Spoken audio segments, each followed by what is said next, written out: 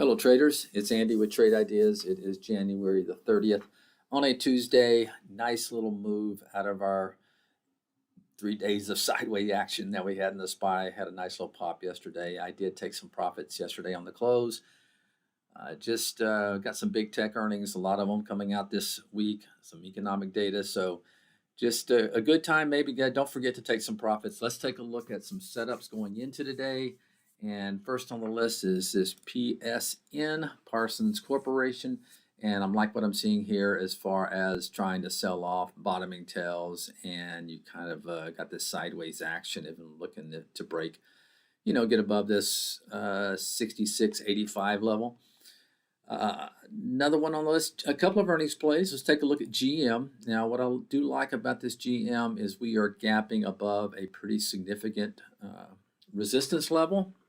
Do have an alert in there in case it does pull back to that level. I'll be watching this one closely for a gap and go on that one. Another one very similar to that is GLW. Some old school stocks here, man. So once again, but gapping above the 200-day moving average and a level of resistance. Got an alert in there looking maybe for a pullback to this 200-day and see what happens from there, maybe on the open. Apple is interesting. I like the action that I saw yesterday in Apple. It does have earnings coming up in a couple of days, but look at that.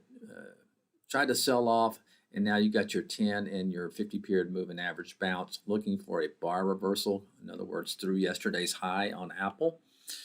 BR, running out of time here, so let me wrap these up.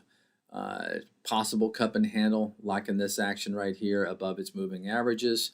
And last one on the list is ramp, real quickly. And we have, once again, a 10-period moving average. Look how I tagged it yesterday and had a little bounce, looking for a trade above that 41.90 level.